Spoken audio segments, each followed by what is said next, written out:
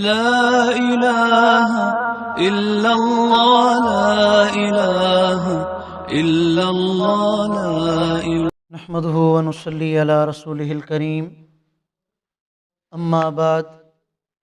فأعوذ بالله من الشيطان الرجيم بسم الله الرحمن الرحيم وإذا أذقنا الناس رحمة فرحوا بها وإن تصبهم سيئة بما قدمت أيديهم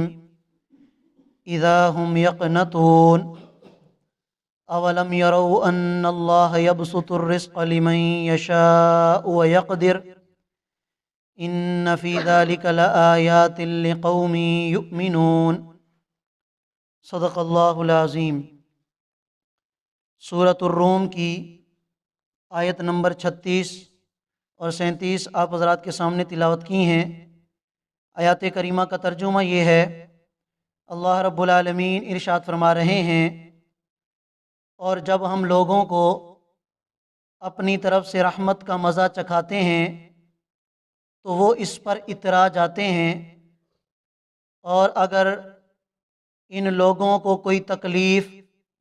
ان کے اپنے کرتوتوں کی وجہ سے پہنچے، اذا ہم یقنطون،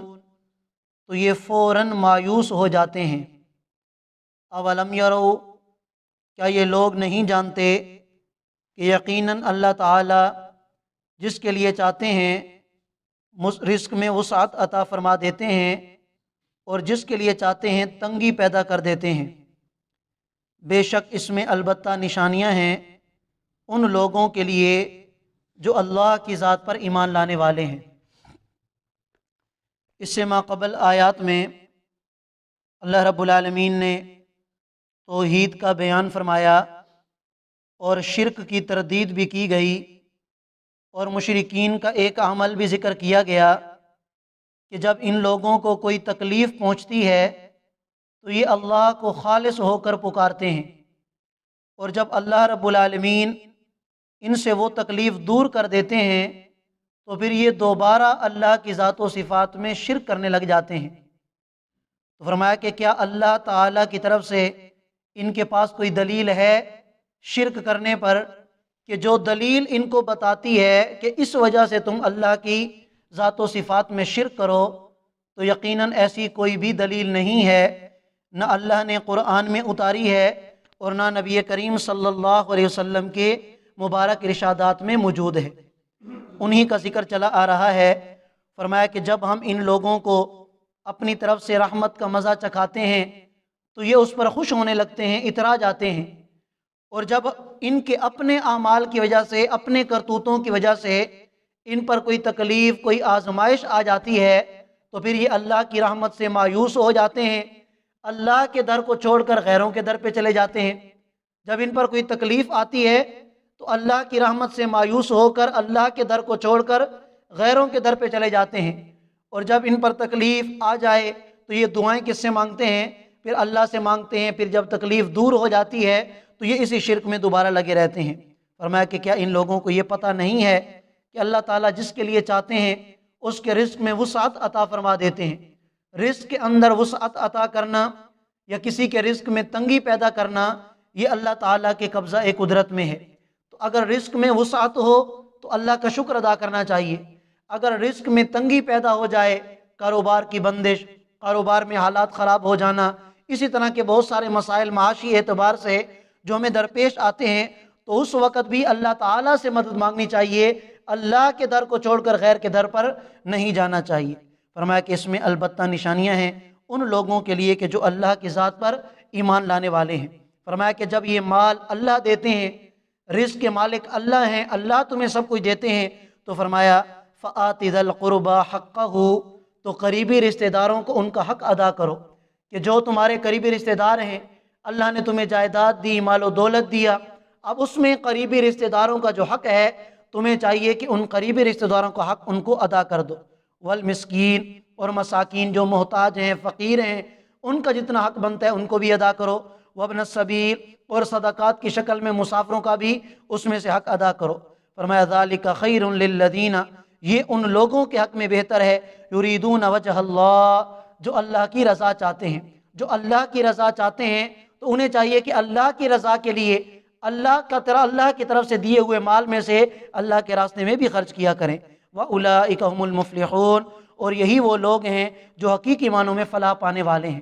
فرمایا وَمَا آتَيْتُم مِّن رِّبًا، اور یہ جو تم سود لیتے دیتے ہو، لِيَرْبُوَ فِي أَمْوَالِ النَّاسِ، تاکہ وہ لوگوں کے مال میں شامل ہو کر زیادہ ہو جائے، فَلَا يَرْبُو عِندَ اللَّهِ، فرمایا کہ اللہ کے ہاں وہ نہیں زیادہ ہوتا،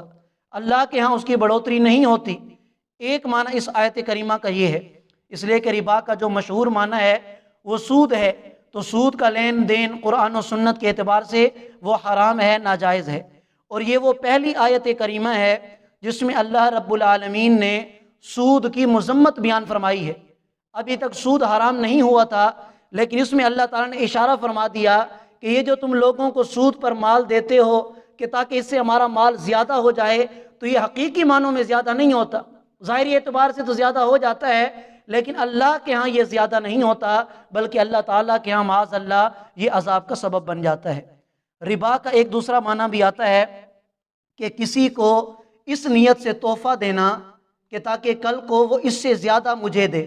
آج کل اللہ معاف کرے، ہماری تو حالت یہی ہے، جب کسی کو کوئی ہدیہ دیتے ہیں، کوئی تحفہ دیتے ہیں، جیسا کہ ہمارے دیہاتوں کے اندر یہ نیوتا کی رسم بھی ہوتی ہے شادی بیاہ کے موقع پر، کہ جب جاتے ہیں شادی پر ولیمہ کھاتے ہیں، کھانا کھاتے ہیں، تو اس کے بعد 50 روپے، 100 روپے، 500 روپے اس نیت سے دیے جاتے ہیں، اور آگے لینے والا اس کو کاپی میں لکھ بھی لیتا ہے، جسے آج کل سلام کی رسم بھی کہا جاتا ہے، آگے کاپی میں وہ لکھ لیتا ہے، اور پھر جب شادی ختم ہو جاتی ہے تو وہ پڑھتے ہیں فلاں نے 500 دیے، فلاں نے 100 دیے، جب ہم ان کی شادی پہ جائیں گے تو 100 سے زیادہ دیں گے۔ اور دینے والے کی نیت بھی یہی ہوتی ہے کہ جب کاپی میں لکھا جا رہا ہے یہ دیکھیں گے تو کل کو میرے بیٹے کی شادی ہوگی تو یہ 100 کے بجائے 200 دیں گے۔ تو یہ بات یاد رکھیں،